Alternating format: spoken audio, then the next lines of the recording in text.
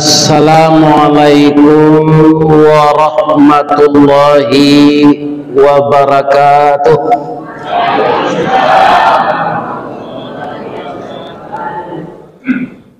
A'udzu billahi minasy syaithanir rajim. Bismillahirrahmanirrahim. Alhamdulillahi rabbil alamin. Wa bihi nasta'in ala umurid dunya waddin. Ashhadu an la ilaha illallah wa ashhadu anna Muhammadar Rasulullah sallallahu alaihi wasallam, la nabiyya ba'da, amma ba'd. Qala Allah Ta'ala fi kitabihil karim. A'udzu billahi minasy syaithanir rajim. Bismillahirrahmanirrahim. Wa adzim fin nasi bil hajj ya'tuka rijalan wa ala kulli dhamiri ya'tina min kulli fajjin amiq. Wa qala aidan walillahi 'alan nasi hajjul bait man istata'a ilaihi sabila wa man kafara fa innallaha ghaniyyun 'anil 'alamin. Shadaqallahul azim. Qala Rasulullah sallallahu alaihi wasallam, al-hajjul mabrur laisa lahu jazaa'un illal jannah. Yang kita hormati Bapak pengurus Masjid Jami' Nurul Abidin Batam Center beserta seluruh seksi dakwah, seksi pembangunan, beserta jamaah yang hadir pada malam ini. Semoga semua kita ini diberkahi oleh Allah. Amin ya rabbal alamin. Yang kami muliakan pemuka-pemuka masyarakat, Bapak RW dan Bapak RT, yang didahulukan selangkah, yang ditinggikan seranting. Dari kita semua, yang mana kita membutuhkan pemimpin dan pemimpin membutuhkan kita. Mudah-mudahan yang memimpin dan yang dipimpin selalu harmonis, selalu memegang amanah, dan selalu menjalin ukhuwah, persahabatan, ke bukit sama mendaki, ke lurah sama menurun, bersama-sama memajukan agama, mengamankan bangsa dan negara, juga mendidik anak-anak kita supaya menjadi anak yang saleh dan anak yang salehah. Amin ya rabbal alamin. Pada malam ini, untuk kita berkenalan dalam rangka kita mempererat silaturahmi, kita bacakan ayat Allah yang mana ayat ini kalau diamalkan oleh umat Islam akan berkenalanlah seluruh umat Islam itu seluruh dunia pada saat mereka mengamalkan perintah Allah dalam ayat ini. Sekarang kita berada di bulan Zulqa'dah dan telah mulai diberangkatkan ibadah yang akan umat yang akan melaksanakan ibadah haji. Disebut jamaah itu jamaah calon haji. Kadang-kadang kita terbalik ini, calon jamaah haji. Yang tepatnya yang mana? Jamaah calon haji. Artinya yang belum pernah haji, jadi calonnya baru. Kaum muslimin, haji adalah puncak dari ibadah-ibadah dari rukun Islam yang 5 itu, yang didasari dengan syahadat, kemudian salat, puasa, zakat, dan haji. Teristimewanya ibadah haji ini di dalam surat Al-Hajj yang kita bacakan tadi, wa adzim finnas, dan ajaklah, serulah manusia untuk melaksanakan ibadah haji. Kalau setiap waktu salat masuk itu ditandai dengan suara azan. Orang yang azan itu disebut muazin, yang menyeru untuk salat. Jadi azan itu untuk memberitahu kepada manusia bahwa waktu salat telah masuk. Tapi ada, saya heran melihat orang azan ketika akan memasukkan mayat ke dalam lahat. Dari mana ini dasarnya? Akan dikuburkan mayat, azan di dalam itu. Siapa yang akan salat di dalam kubur itu? Jadi azan adalah pemberitahuan kepada kaum muslimin dengan kalimat-kalimat memuji Allah yang dilantunkan oleh suara namanya muazin. Karena orang yang mulai azan ini di zaman Rasulullah dulu namanya Bilal, maka sampai sekarang di Sumatera Barat yang terkenal itu Angku Bila. Sebenarnya orang yang azan pertama itu dulu namanya Bilal. Walaupun yang azan sekarang Amir, itu tetap gelarnya Angku Bila kalau di Sumatera Barat. Siangku bila tadi artinya, dan siapa tadi yang mengumandangkan suara azan. Jadi untuk berhaji juga diseru oleh Allah manusia ini. Bagi orang yang dekat di sana, ada mereka yang berjalan, ada yang mengendarai onta kurus.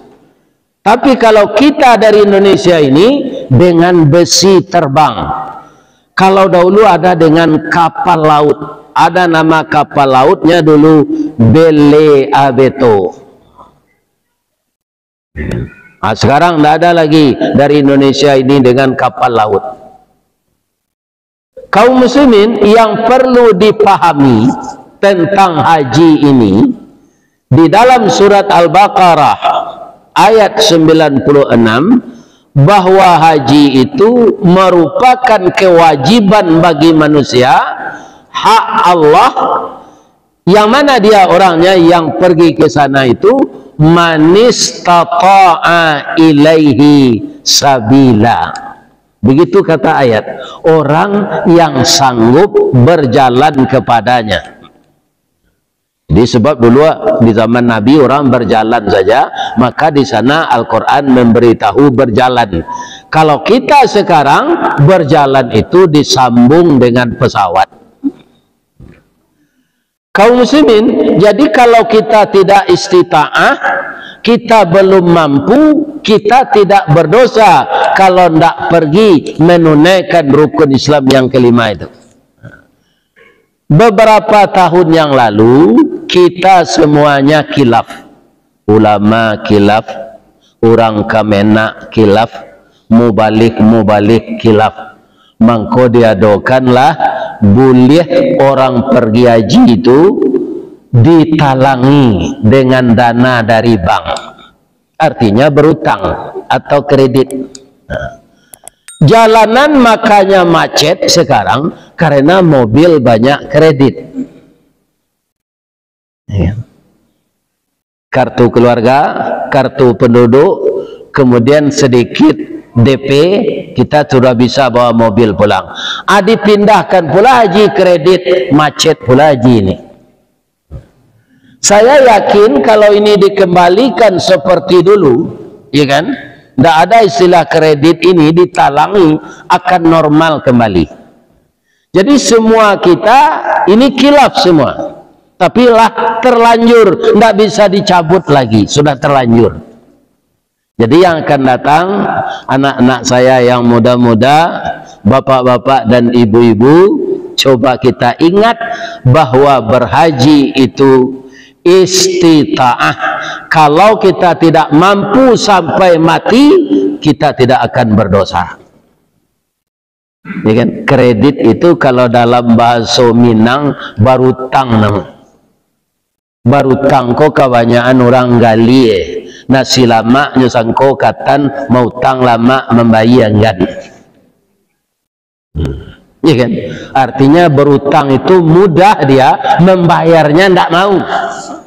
Itu bahasa Indonesianya. Nabi melarang kita ini. Iyyakum waddain, jauhkanlah dirimu dari utang. Fa innad dain, sesungguhnya orang yang banyak utang itu hammun fil lail, dia tidak bisa tidur malam hari, wa mazallatun fin nahar, dan malu di siang hari. Cobalah kita di kedai ini utang, di kedai ini utang, di lapau ini utang, di warung ini utang, kemudian tidak bayar, kita malu lalu ke sana lagi. Kadang-kadang sekali-sekali tidak dapat mengelak lalu ke sana, batu orang punya warung itu, kita terkejut itu. Ini bahayanya utang. Ada satu lagi ya kan? Saya baru timbul pula ingatan saya. Kenapa dunia ini tidak kekal, Pak? Nanti akan datang kiamat. Kenapa kiamat? Kenapa kita tidak di sini aja?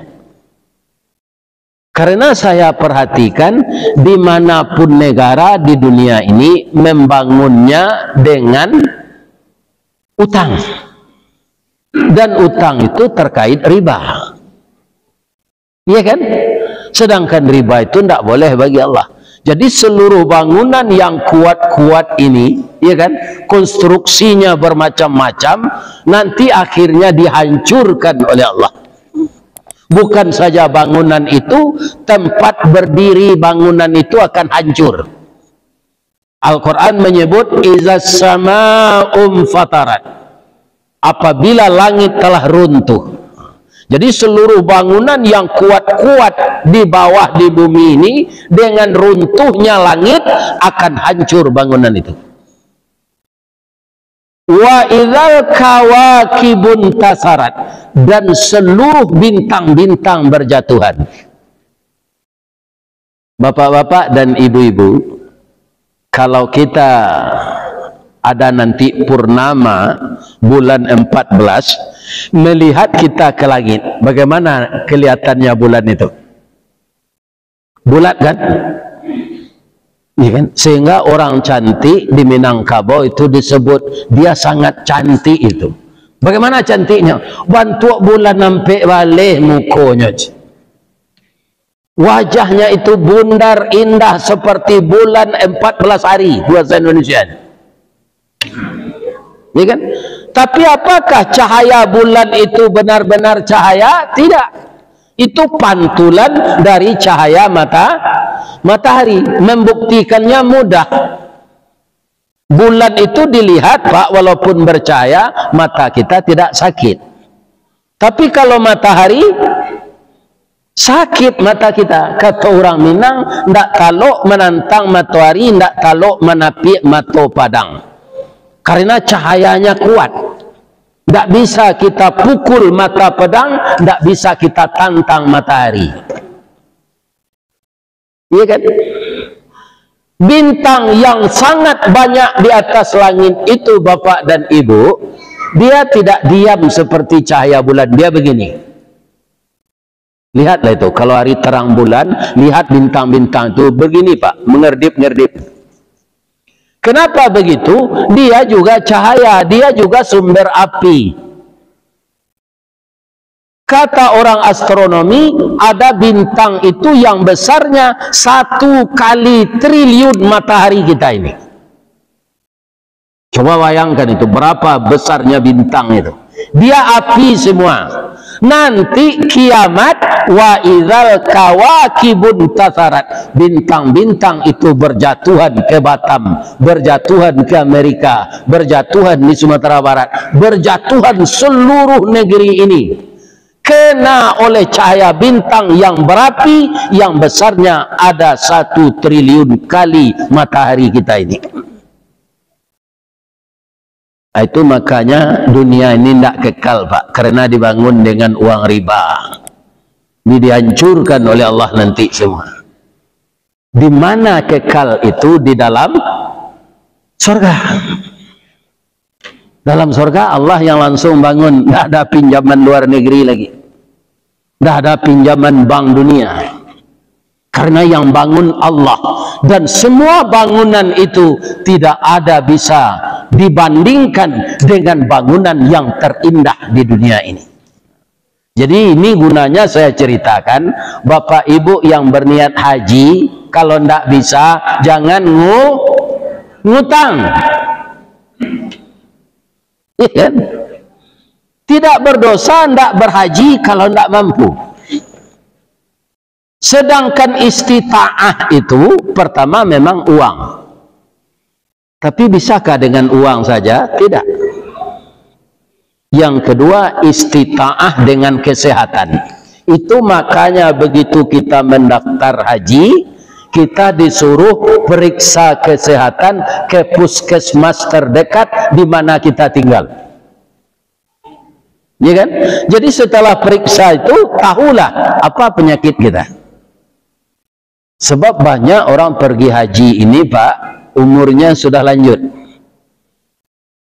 Kenapa? Ketika muda dia tidak bisa berhaji karena uangnya habis semua, dari anak SD sampai SMP, sampai SMA, sampai perguruan tinggi, S1, S2, S3, tidak ada uangnya memikirkan pendidikan anak supaya lanjut terus. Kemudian anaknya ini dapat pekerjaan yang gajinya gede, besar. Tidak lama dia bekerja, uang terkumpul. Maka disuruhlah ayah dan ibunya pergi haji, didaftarkan. Itu maka banyak ibadah haji ini dilakukan oleh orang tua. Namanya haji kosasih, haji atas ongkos dikasih. Yang mengasih siapa? Anaknya. Kalau di Minang, anak kandung sibiran tulang buah hati limpo bakuruang tali niat labuan cinto balahan nyao badan diri. Anak itu adalah bahagian dari tubuh. Ya kan? Darahnya, tulangnya, dagingnya itu serpihan dari tulang ibu dan ayahnya. Makanya anak tidak ada mantan anak, yang ada mantan istri. Apakah boleh itu Pak Ustadz? Boleh. Yang memberi dana anaknya. Yang tidak boleh dibawa itu uang judi. Jadi kalau ada kita bandar judi menang, jangan dibawa haji.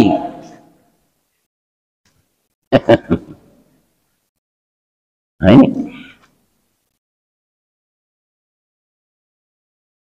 Bapak Ibu yang terhormat, setelah diketahui ada penyakit di tubuh kita, dokter yang memeriksa itu menyampaikan, Bapak ini ada unsur diabetes.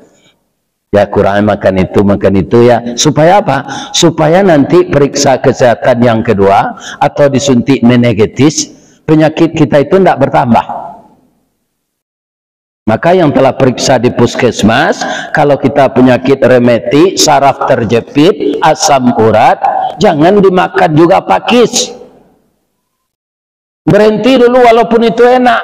Pakis itu memang enak Pak. Lebih-lebih setelah digulai itu kemudian dimersihkan, dikasih lokan.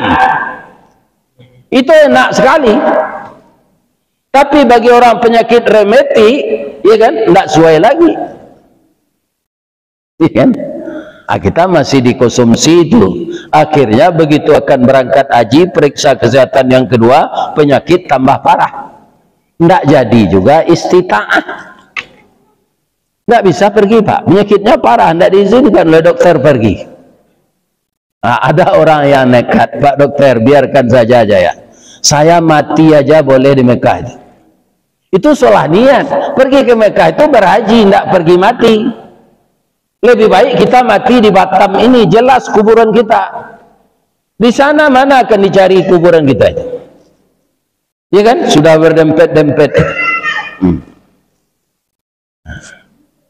Ya, sudah ada pula istita'ah, kita dinyatakan sehat. Ada lagi, apa istita'ahnya?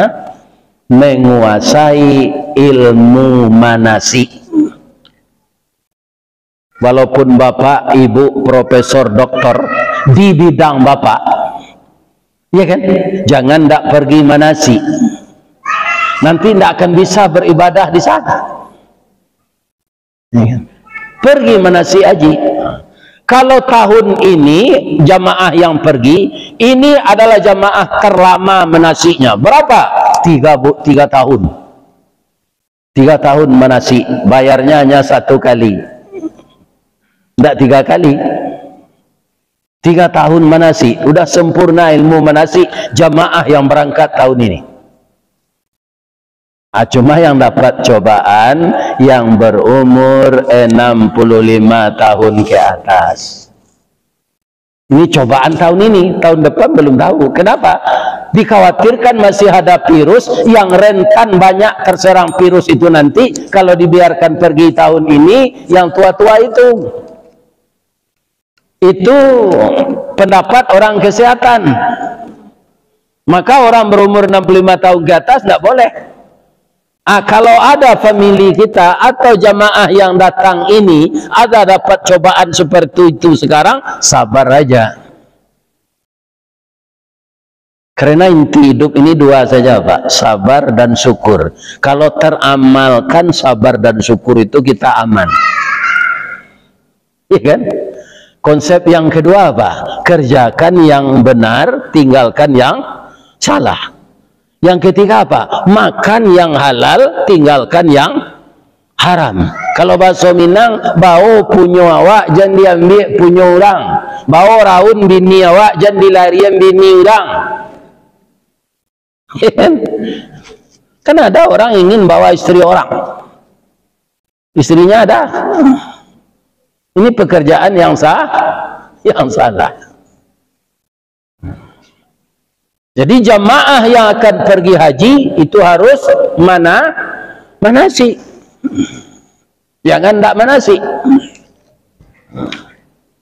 Nah, sudah itu masih ada lagi syaratnya, ada. Negeri yang kita tuju itu aman. Dulu tahun berapa itu? Saya masih muda. Makkah itu di musim haji diserang oleh Syiah dari Iran. Iya kan? Itu tidak jadi orang berhaji tahun itu karena tidak aman. Iya kan? Di rumah tangga saja tidak aman kita. Iya kan? Berbahaya, apalagi pergi ke negeri orang sedang berantem perang di sana. Iya kan? Tapi kalau masalah istita'ah dengan uang itu bukan orang kaya saja Pak. Istita'ah dengan uang untuk ongkos haji itu bukan orang kaya saja. Contohnya siapa? Saya contohkan diri saya saja. Saya pegawai PT Semen Padang. masuk tahun 74, kemudian pensiun tahun 2008 dengan 3 kali dimutasikan. Pertama tukang angkat, Pak, karena ijazah saya pesantren, tidak bisa masuk melalui pendidikan. Nah, saya jadi tukang angkat, tapi saya sabar. Akhirnya tahun 77 saya diangkat jadi karyawan yang paling rendah. Namanya kerja saya itu di General Service. Bahasa Inggrisnya indah. Apa itu? Tukang campaan saro. Membuang sampah. Setelah itu pindah lagi yang indah juga, namanya oilman. Manuka minyak kumuh. Sehingga baju saya itu berlepotan dengan gomok dan minyak. Nah. Kemudian saya belajar jadi mubalik, sudah beranak 2. Target saya kalau khatib nggak datang di masjid saya bisa gantikan untuk jadi khatib. Tapi Allah nyatakan tidak begitu, sehingga di ujung usia saya ini saya sampai ke sini. Kecil orang Minang lah di ujung lo tabu tu mengkomani. Kenapa? Karena adanya YouTube. Kalau di Sumbar saya sudah mubalik senior, Pak. Mungkin bapak-bapak ini belum lahir, masih TK, saya sudah jadi mubalik. Umur saya sudah 70 tahun sekarang. Ternyata kata Allah, saya jadi mubalik benaran. Bukan untuk ban serap saja. Itu ketentuan Allah. Kemudian tahun 90, karena saya ada ilmu yang seperti ini, dipindahkanlah ke Rohis. Bironya namanya Biro Personalia. Bertemulah saya di sana dengan ulama besar yang sekolah dulu di Kuliatul Muballighin Padang Panjang. Beliau itu tentara, nama beliau Haji Sayuti Khattab. Sekantor saya dengan beliau. Kemudian ditambah ilmu saya oleh beliau. 2 tahun saya di sana, beliau tanya, Ristawardi, ya Buya, kamu ada enggak niat haji? Ada Buya. Apa tandanya? Kalau kamu niat haji itu tandanya apa? Ya kan, saya berpikir, ternyata yang beliau tanya itu, apakah kamu ada menabung? Tidak boleh niat saja, harus nabung. Nah, saya udah nabung, Pak, baru 700.000. Saat itu pergi haji 6.900.000. Besok saya bawa buku tabungan. Ini tandanya saya ada niat haji, Buya. Bahasa Minangnya aku yogo. Ini benar kamu ini. Bagi bapak yang tidak ngerti bahasa Minang, koyogo. Itu kan bahasa Indonesianya apa? Ini benar ini. 2 bulan sudah itu saya dipanggil oleh eselon 1. Buya, kita akan tes karyawan teladan nih. Banyaknya 418 orang. Setiap unit itu ada yang 10 orang, ada yang 12. Di kantor ini karena jumlah kita sedikit, kita dapat 1 orang aja. Kami sepakat semuanya, ya kan, Pak Ustadz lah yang akan pergi tes. Terkesiap saya, Pak. Begitu. Karena saya tahu kalau saya lulus, hadiahnya pergi haji, dibiayai oleh perusahaan. Nah, kemana saya pergi dulu? Saya pulang kampung. Mohon doa restu kepada ibu yang melahirkan saya. Assalamualaikum, waalaikumsalam. Pulang sama Kenapa kamu pulang sekarang? Biasanya setelah gajian. Iya kan? Itu kata ibu saya. Saya naik, sudah makan, iya kan? Apa katanya? Saya bilang, Mak, doain saya ya, Mak. Setiap hari saya doakan, Nak. Kenapa kamu minta doa? Ini spesial, Mak. hari Kamis besok saya disuruh tes karyawan teladan. Kalau saya lulus, itu haji biayanya dari Semen Padang. Nangis mak saya ini. Lena idu awak bansai sama jo berselimut kain saruang delo kateh kaki tampak delo ke bawah telingo tawaka. Bahasa Indonesianya miskin. Kau mau tarang na jijik ndak kau kalian dapat sebagian. Ini. Kapan kita akan pergi berhaji itu nak? Saya doakan kamu, mudah-mudahan kamu lulus. Alhamdulillah, tes tertulis saya jalani. Semuanya tidak ada yang tidak dapat bagi saya tes tertulis. Alhamdulillah. Ya kan? Kemudian ternyata tim karyawan teladan itu datang ke masjid di tempat saya tinggal. Saya tinggal namanya Komplek Cimpago Permai, Igasar Lamo, itu daerahnya di daerah Pauh, Padang Kota. Rumah saya itu namanya rumah BTN, bangunan tidak normal. Karena kamarnya kecil-kecil. Kan? Dipanggil saya oleh pengurus masjid. Pak Ustadz, sinilah. Apa kabar Pak? Tadi ada tim datang dari PT Semen Padang. Bahwa dia nanya Pak Ustadz. Apa yang ditanyanya? Apakah Ustadz Ristawardi itu ada salat? Itu yang ditanya Pak. Lai sembahyang Ustadz. Iya kan? Nah, informasi dari pengurus masjid ini, itu Ustadz kami Pak. Itu pantas beliau pergi haji. Pantas sekali. Beliau guru kami. Dia respon baik nih. Apakah sudah puas tim itu sana? Belum. Dia pergi ke tetangga, ke Pak RT, Pak RW. Apakah istri Ustadz ini baik-baik orangnya? Ada juga istri kita yang tidak baik, Bu. Kita Ustadz istri rentenir. Ya kan? Kita Ustadz istri agen narkoba. Kita Nabi istri agen LGBT. Siapa itu? Istri Nabi Lut. Itu agen LGBT, lesbian, gay, biseksual, transgender. Tapi kalau LGBT itu bahasa Padang tuh Pak. LGBT, bini gapuk, laki gapuk, bini tinggi. LGBT.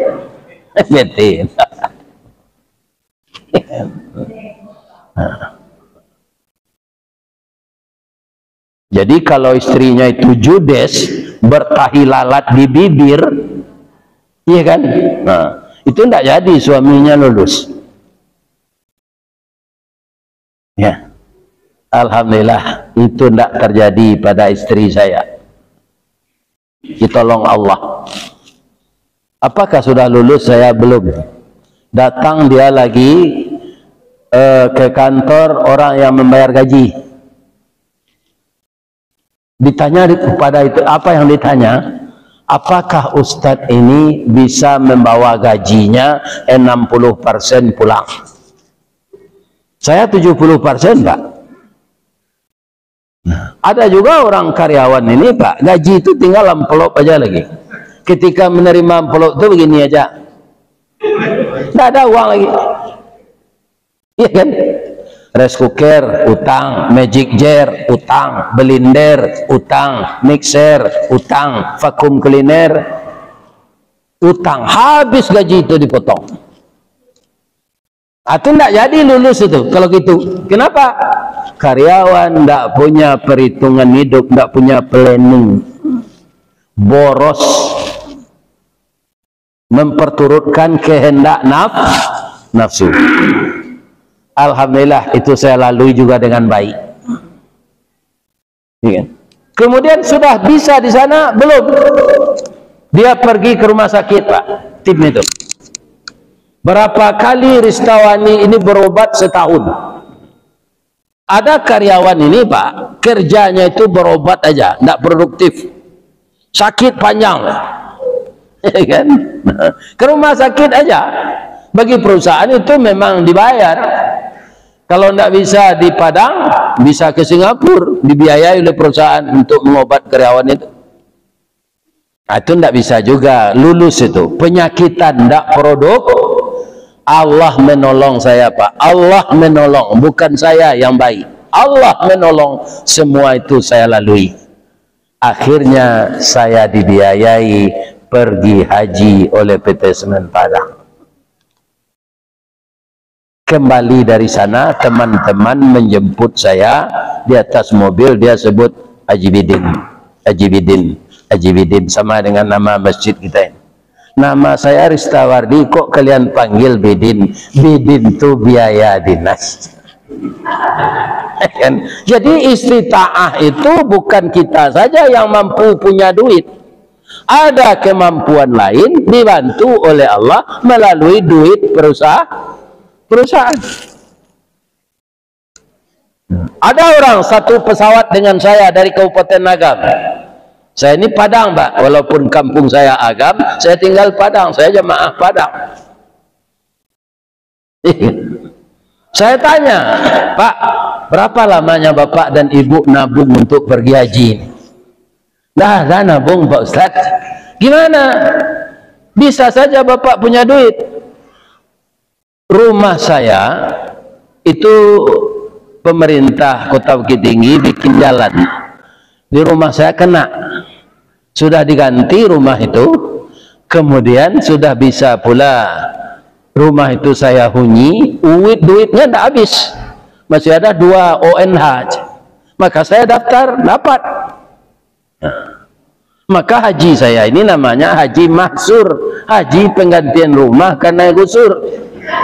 Nah, ini jadi istita'ah itu bermacam-macam. Tapi kalau kita tidak istita'ah, tidak mampu, jangan berhutang. Akibatnya macet haji ini.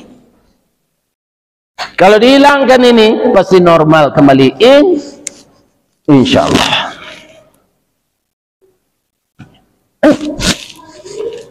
Kaum muslimin, para jemaah yang terhormat, ada lagi yang namanya Yahudi, Pak. Tidak senangnya kepada kita ini kalimat Arabnya lan. Ada 3 kata artinya tidak. Ma ada juga artinya tidak. Ya kan? Lam tidak juga. La tidak juga. Tapi ada tidak juga artinya, ya kan? Lan. Ini kita mau makan dulu atau mau ngaji? Saya lihat kalau keluar makanan ini mata orang sudah ke sana, tidak acuh dengan saya lagi.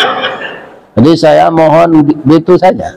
Orang motornya mogok ini apa, untuk apa dikasih BBM? Ya kan? Kalau mobil jalan ini tidak apa-apa. Ini mobilnya mogok semua. Ya. Nanti aja, sudah ngaji, tidak panjang-panjang. Sebentar lagi kita siap. Besok kita sambung subuh di masjid. Ya, jadwalnya ada ini, tidak ingat semua. Di Kelopak Ahmadi ini ingat ya. Bapak Ibu kaum muslimin yang terhormat yang saya muliakan. Kalau orang Yahudi kepada kita, kalimatnya bukan la lam tapi lan. Apa arti lan itu? Walan tarda angkal yahudu walan nasara hatta tattabi'a millatahum. Lan itu artinya bukan tidak, sekali-kali tidak. Beda itu Pak dengan tidak sekali-sekali. Nah, itu beda artinya tuh. Tidak sekali-sekali, ya kan? Sekali-kali tidak, beda artinya. Jadi orang Yahudi kepada kita umat Islam ini sekali-kali tidak, bersenang hati mereka sebelum kita mengikuti mereka. Itulah yang diusahakannya sampai hari kiamat. Walaupun dia tidak akan berhasil 100%, dia tetap berusaha. Karena kalimatnya dalam Quran lan, walan tarda, sekali-kali tidak. Nah, salah satu, ya kan, yang masih saya ingat sampai sekarang, walaupun kejadiannya sudah 2006, ya kan, saya pergi haji itu sekali lagi 2006. Bapak yang terhormat, apa ketika itu dilaporkan oleh orang Yahudi ini agar umat Islam takut menunaikan ibadah haji, ya kan? Dikatakan oleh orang Yahudi bahwa onta itu menyebar virus Ebola, onta itu menyebar virus antar. Ingat enggak Bapak Ibu kedua virus itu? Ternyata mereka juga berhasil dengan virus COVID, ya kan? Antar dan Ebola dulu tidak berhasil mereka.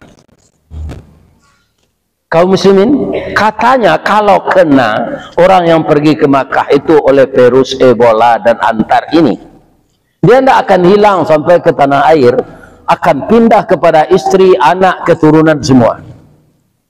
Maka dia akan menjadi pandemi yang berbahaya.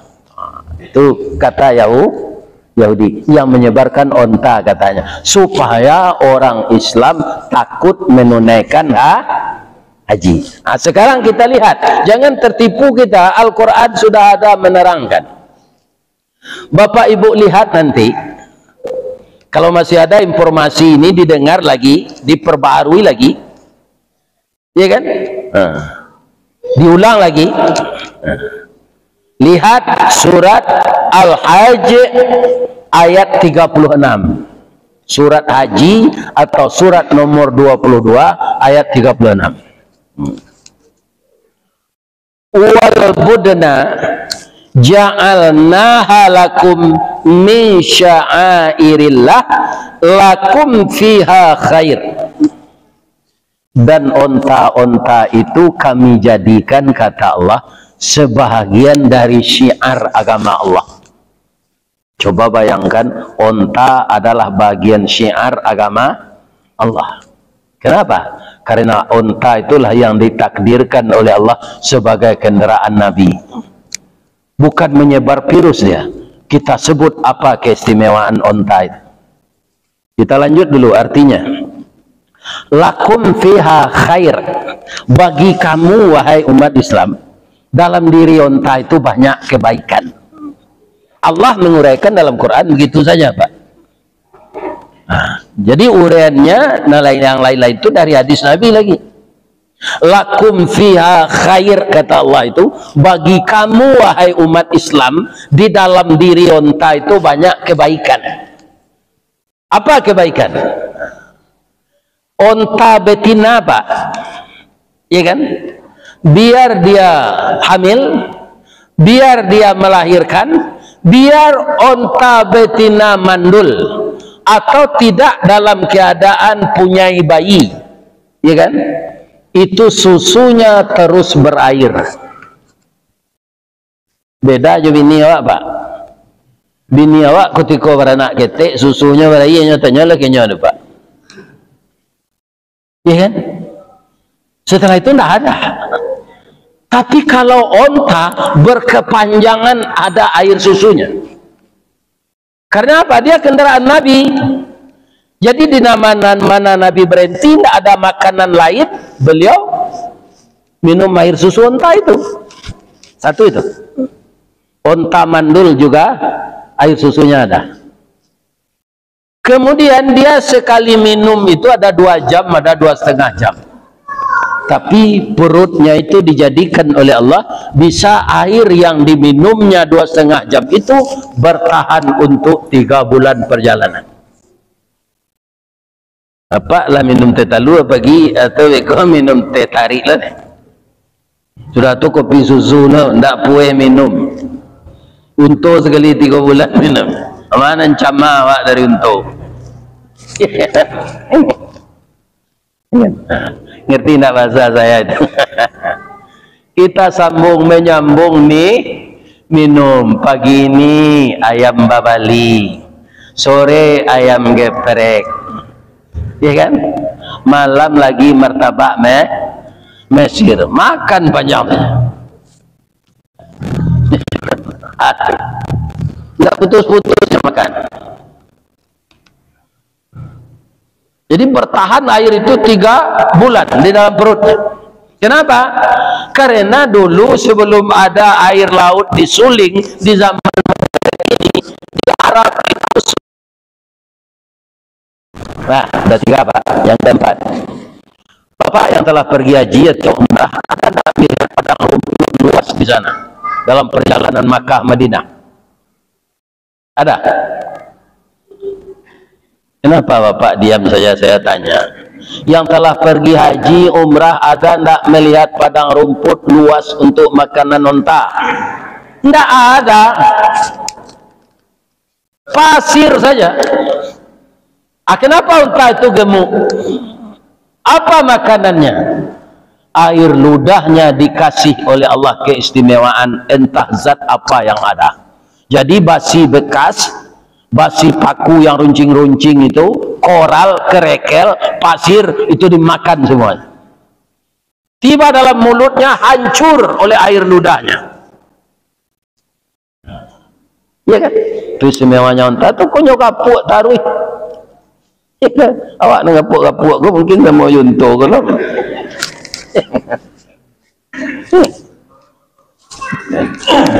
Unta itu hancur seluruh makanan yang ada, yang keras-keras itu di dalam perutnya.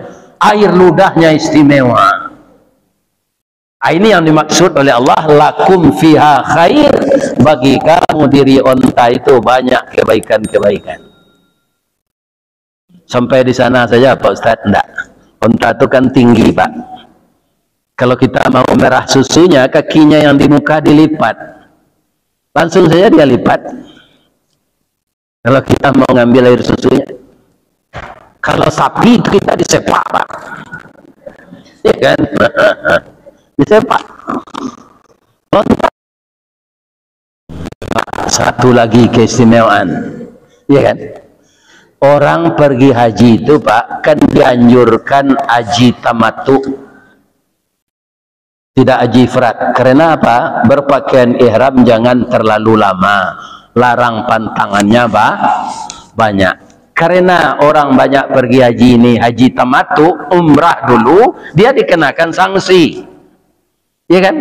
Dab namanya.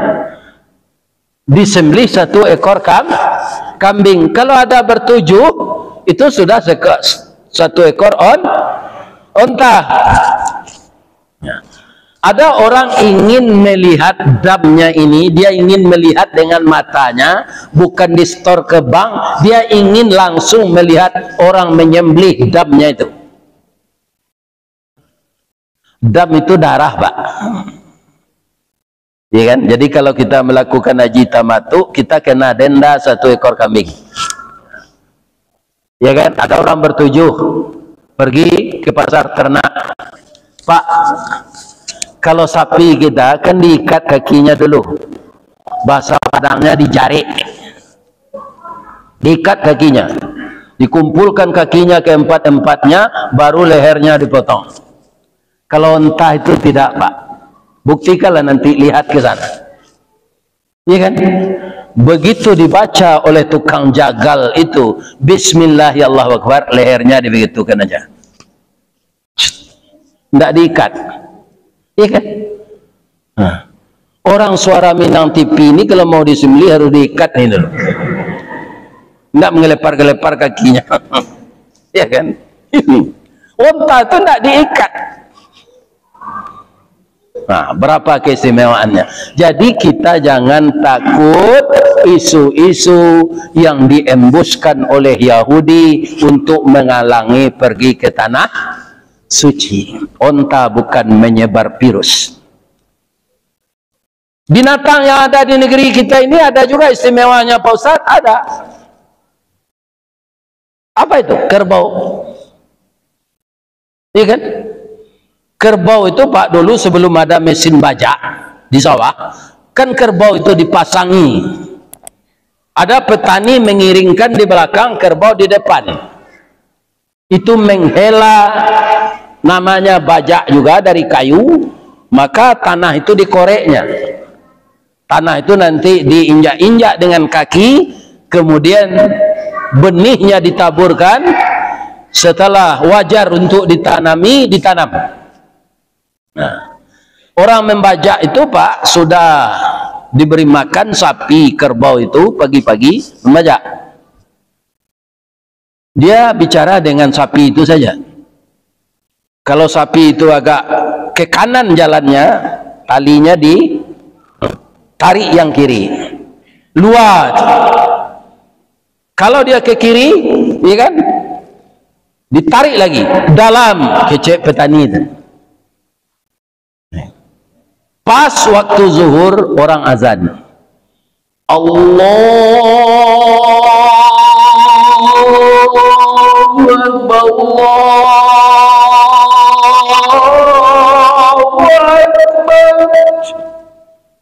Inilah istimewanya kerbau Pak, berdiri telinganya. Kemudian bajak itu tidak dia tarik lagi. Bertanya orang petani tadi kepada kerbau sapi itu, kenapa kamu berhenti? Apakah Tuhan tidak dengar orang azan? Ada. Mau salat kamu? Saya kerbau sapi, mana ada salat? Kamu yang saya ingatkan. Lepaskan saya dulu, kasih makan saya. Kamu itu bersihkan diri, berwudu, salat. Sudah itu kamu minum kopi. Nanti selesai minum kopi, perut saya sudah kenyang, tulang saya sudah kuat kembali, kita membajak lagi menjelang waktu asar. Pertanyaannya, benarkah usulan kerbau ini atau salah? Benar atau salah? Benar. Diingatkan tuannya untuk salat. Tapi apa kata petani ini, ya kan? Ya, sawah ini tidak berapa lagi siap ini. Terus sajalah. Saya juga enggak salat. Alai sama saya jadi majik kamu. Kamu sama saja dengan saya aja. Tidak sah salat. Dia orang yang tidak salat, tidak mau salat ketika orang azan, dia Islam, itu sama dengan apa? Mudah-mudahan kita terhindar dari itu. Amin. Saya doakan jamaah Masjid Jami' Nurul Abidin ini yang belum pergi haji diberi kesempatan masa-masa yang datang oleh Allah. Yang telah haji jadi motivatorlah kita untuk meramaikan masjid. Ada juga orang pulang dari haji ini tidak mau ke masjid lagi Pak. Ditanya, kenapa Bapak tidak ke masjid lagi? Saya berapa 9 hari di Madinah itu, 1 kali salat sama dengan 1000 kali salat di sini. Untuk apa saya lagi salat di masjid sini? Ya kan? Kalau saya salat di Masjidil Haram itu 100.000 kali. Untuk apa saya ke Nurul Abidin lagi? Saya sudah puas di sana. Jangan begitu. Bertambah rajin kita di kampung kita ke masjid untuk melaksanakan salat berjamaah. Nah, itulah ceramah kita malam kini Bapak-bapak untuk permulaan. Mudah-mudahan saya orang tua ini selalu sehat dan dapat memenuhi kehendak jamaah selama di Batam ini. Subhanaka Allahumma Rabbana wa bihamdika Allahumma ighfirli asyhadu an la ilaha illa anta astaghfiruka wa atubu ilaih. Banyak maaf, billahi taufik wal hidayah. Wassalamualaikum warahmatullahi wabarakatuh.